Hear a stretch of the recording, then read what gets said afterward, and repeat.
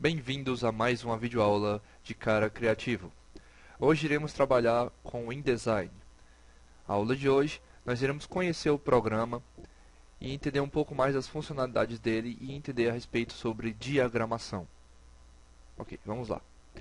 Inicialmente, quando você liga o programa do InDesign, é válido ressaltar que diagramação é o ato de você posicionar elementos na página de forma harmoniosa para que eles possam ter uma certa coerência, sem poluir a página e também sem deixar lacunas, né, os famosos buracos na imagem, fazendo com que a revista fique com espaços vazios,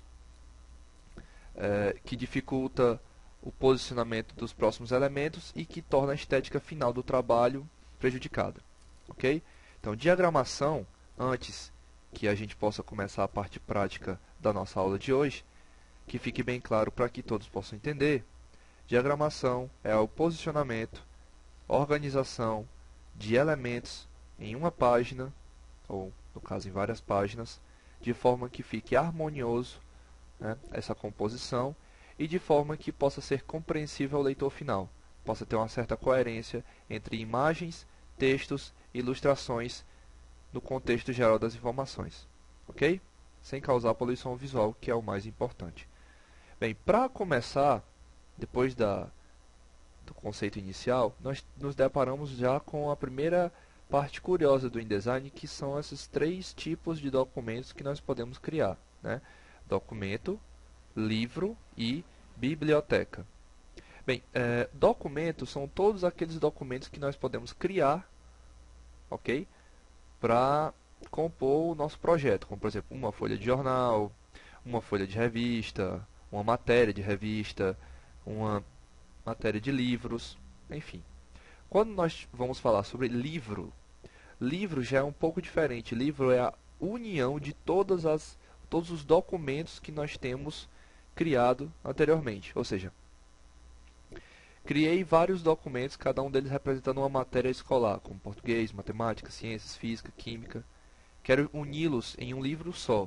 Então eu faço vários documentos de cada matéria, respectivamente, e em seguida eu faço a união deles com o livro. Agora, quando eu quero fazer a união de vários livros, criando assim um livro, digamos, de a união dos melhores livros do ano, ou então a seleção dos 3 livros do Senhor dos Anéis, um exemplo, né? Você tem o Senhor dos Anéis, você tem o livro 1, 2 e 3, você quer juntar eles em um livro só, como vocês podem perceber que existe nas livrarias, a edição separada dos 3 livros e a edição composta pelos 3 juntos. Os 3 juntos, no caso, seriam agrupados através da opção biblioteca. Então, no caso, digamos que cada capítulo fosse documento, terminei o livro, terminei os capítulos e eu juntei um livro só, juntei vários livros, eu tenho uma biblioteca, ok? Então, fiz vários capítulos, então são vários documentos.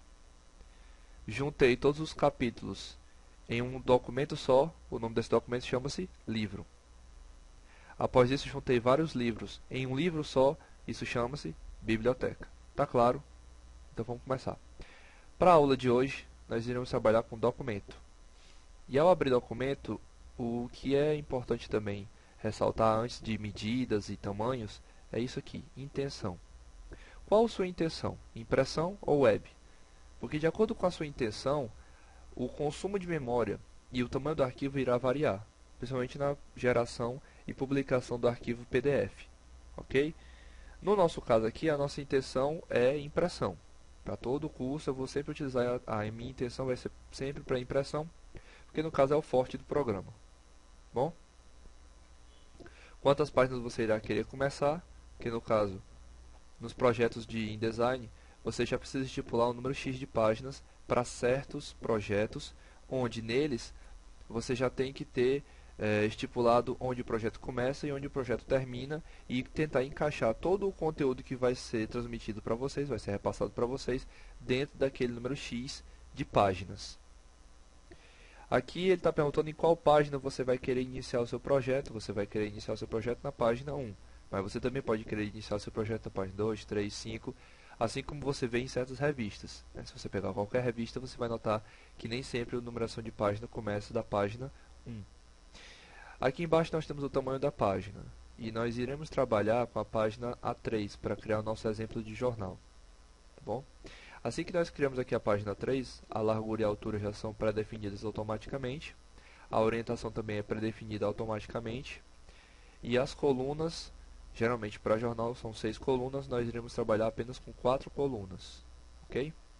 A distância entre as colunas nós iremos deixar em 5 milímetros. Então aqui o número de colunas foi definido como 4, e o gutter significa espaçamento entre colunas, 5 milímetros de espaço entre uma coluna e a outra. Nas margens, nós iremos deixar na aula de hoje as margens em 10 milímetros, que corresponde a quanto? 1 centímetro. Fica uma margem pequena, mas para o nosso trabalho, eu preciso de muito espaço na folha, eu vou deixar a margem bem esticada, que é para que a gente possa trabalhar tendo mais liberdade de trabalho na folha inteira, ok? E sangramento? Rapaz, sangramento, o que seria sangramento? Sangramento é quando você cria uma área extra fora do espaço da página, onde você irá poder encaixar os elementos, ou seja, fotos, ilustrações, para que eles possam ser cortados quando forem enviados para a gráfica. Então o projeto vai ser composto. Quando você quiser que algum elemento do projeto seja cortado no limite da borda da página, você irá posicioná-lo referente ao bleed, que é a sangria. Geralmente nas gráficas utiliza-se de 3 a 5 milímetros de bleed. Nós iremos utilizar aqui 3 milímetros. Ok? Bem, slug vai ser explicado posteriormente. Verifique novamente as opções, tá? Dê uma revisada, ver se o seu está de acordo com o que você está vendo aqui e dê ok. Bem, perceba que a folha apareceu com as 4 colunas, né? Essa linha vermelha representa a nossa sangria, ou seja, o bleed. Essas linhas roxas, para quem nunca viu, representam as margens da página, tal e qual a gente conhece no Word. Ok? E qual é o nosso objetivo aqui? Montar trabalhos semelhantes a esse, né? Você veja aí que a folha de jornal ela foi bem organizada. Você tem nessa região aqui, né? Você tem uma das matérias principais, você tem as matérias secundárias dispostas numa coluna só para elas, você tem as propagandas, né, as mídias de propaganda, os espaços publicitários de propaganda. Vale ressaltar que esses espaços são muito importantes porque o jornal ele vai cobrar por espaço. Então sempre um espaço como esse vai ser, óbvio, muito mais caro do que um espaço como esse. Ok? Então veja a disposição do título, numeração de página, barra separadora, barra separadora. Você tem aqui o tipo de notícia que você está lendo, tá? Resumo da notícia, notícia principal, publicidade e notícias secundárias. Ok, gente? Então, esse é um dos trabalhos que nós podemos utilizar como base para se trabalhar. No caso, a aula de hoje vamos trabalhar somente com essa região aqui. Vamos fazer uma notícia mais simplificada. Outro exemplo é esse aqui, tá? Revista Veja. Veja que a data já é colocada embaixo, o número da página também colocado embaixo, barra separadora também existe, do mesmo jeito. Etiqueta indicando em que tipo de notícia eu estou também tem, tá? Só que o tipo de texto, ó, você veja que é diferente. Você tem aqui uma letra maior que a gente vai aprender como utilizar. Então, é um outro tipo de diagramação diferente da que nós estávamos vendo antes. E existem outras, como por exemplo, essa folha de jornal que eu criei. Ok? Essa aqui é uma folha de jornal que eu criei. Veja que a disposição da notícia inicial, notícias secundárias.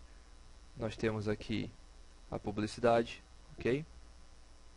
Vamos ver outro exemplo aqui.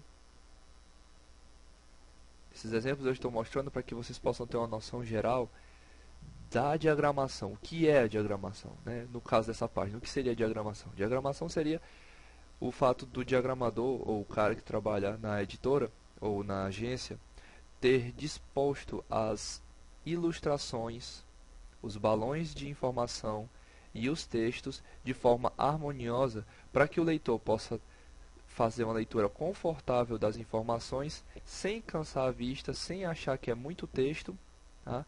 E de forma que ele possa dar atenção a diversos elementos diferentes, onde ele acaba lendo todos os elementos da página sem perceber.